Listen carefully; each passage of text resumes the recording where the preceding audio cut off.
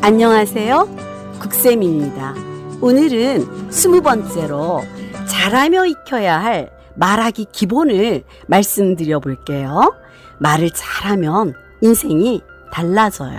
그런데 요즘 얼굴 보지 않는 비대면 대화를 하는 스마트폰 세대의 아이들은 굉장히 말하기를 어려워합니다. 문자와 앱으로 소통한 세대라서 전화 통화를 힘들어하는 건 미국도 마찬가지라고 해요. 그래서 실험을 해 보았더니 전화 통화를 할 때 느끼는 긴장감이 운동 때보다 심장 박동이 빨라졌다는 결과를 보고 그렇다면 정기적으로 할머니, 할아버지께 직접 전화드려서 건강과 안부 이런 인사 지도를 하시면 반드시 도움이 될 거라고 추천합니다. 매장에서 놀라운 실적을 올린 자기 경험을 쓴 책이 부자의 말 센스예요. 정말 저자의 말을 들어보면 옛말처럼 말 한마디가 천냥을 갚고 만냥을 벌게 해주는구나. 인생에서 좋은 사람의 만남의 기회도 주고 사업 제안의 기회도 주는구나 생각하게 됩니다. 말하기 능력을 우리가 말재주라고 하잖아요. 근데 말재주와 달리 순발력 있게 상황에 대처하는 말 감각이 센스예요. 이건 굉장히 쓰려고 노력해야 성장하는 실력이거든요. 근데 그 정도는 아니더라도 성장하는 애들이 말하기로 인생 기회를 놓쳐서는 안 되겠기에 나이에 맞게 집에서 그 기본부터 길러줘야 한다고 생각합니다. 말 잘하는 법이라고 해봐야 적용할 게 없어요. 밝은 표정으로 인사하는 인사말, 그것부터 길러주는 것이 친구와 스님과의 관계성을 만들어 줍니다. 스님도 한 번 더 눈여겨 봐주시죠. 인사성이 사회성의 절반을 차지합니다. 그리고 저는 우리가 평생 언어로 가져가야 할 게 있다고 생각합니다. 그게 바로 도움받고 실수하며 사는 인생에서 고마워, 감사합니다, 미안해, 죄송합니다, 노력하겠습니다, 이런 말이 자연스럽게 나온다면, 그렇게 지도한다면 정말 잘하신 거예요. 정중한 감사와 사과는 그 사람의 품격이 되잖아요. 이게 안 되고 말만 잘해야 말만 번드르르 해, 이렇게 평가받아요. 그리고 부정적인 내용이나 이렇게 뒤에서 험담하는 것을 안 하도록 지도하셔야 돼요. 상대는 들을 때는 듣지만 쟤 또 뒤에서 나 얘기하는 거 아니야? 이런 생각을 심어주죠. 들은 말을 남에게 전하지 않는 덕성은 정말 길러주셔야 합니다. 왜냐하면 애나 어른이나 믿음이 가야 친구가 돼요. 사람을 믿어야 사귄다고요. 그리고 대화 중에는 상대의 말에 그 중간중간 그랬구나, 그랬겠다, 이런 적절한 호응이 있어야 이야기가 깊어지는 거죠. 그건 잘 집중해서 들어주셔야 해요. 자주 만나는 경우에 내가 전에 말한 누구 했을 때 누구? 하고 기억을 전혀 하지 못하면 관계는 깨어집니다. 이야기를 공유해야 친구가 되는 거죠. 근데 그 공유라는 건 경청해야 가능하다는 말씀이에요. 그리고 항상 상대 눈을 봐야 해요. 마주보고 발음이 또박또박한데 무엇보다 가장 중요한 것은 말끝을 분명하게 끝맺는 지도를 하셔야 합니다. 눈을 피하거나 말끝을 흐리면 사람들이 꺼리게 돼요. 사회성은 그런 말하기 기본에서 갖춰지는 겁니다. 요즘 아이들 일기에는 코너 같은 코인 노래방 줄임말이 너무 많다는 거예요.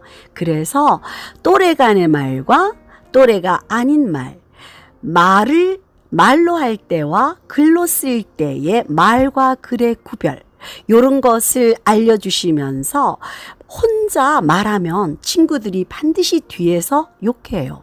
그러니 친구 숫자에 따라 말하기 양을 조절하도록 지도하셔야 합니다. 가령 4명이 모이면 4분의 1만큼 배분해서 자기 몫을 말하는 원리를 가르쳐 주시는 거죠. 이런 말하기 기본이 다져져야 말 재주를 꿈꾸고 말 센스를 꿈꿀 수 있는 거죠. 말 재주는 독서로 어휘력이 풍부하면 그냥 따라오는 거예요. 독서 효과 중 하나죠.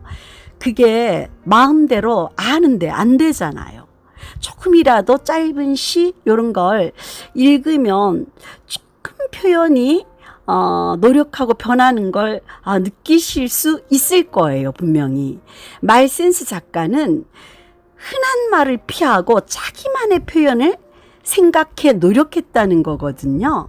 근데 그게 어려우면 남의 말이라도 외워서 하라고 말했어요. 그러니 또 책이죠. 그러니까 뭐 짧은 책 같은 걸 읽으며 좀 마음에 남거나 자신에게 다가오는 말, 이런 건 이렇게 어디 자기만의 그 노트에 이렇게 적도록 하면서 외워서 쓰게 하는 게 최고죠. 제 생각에 말 센스는 결국은 남의 말을 센스가 돋보이는 사람의 말을 이렇게 새겨 들으면서 이렇게 따라 배우려 응용하고 그 욕심내는 게 참 중요한 것 같아요. 왜냐하면 친구들 중에도 말 센스가 다 차이가 있을 거예요.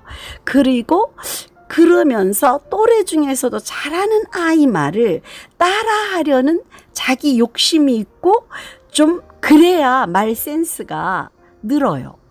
같은 옷 색깔이라고 하더라도 파란색보다는 하늘빛 옷이, 친구야, 봄하늘 아래 하늘빛 옷이 잘 어울려.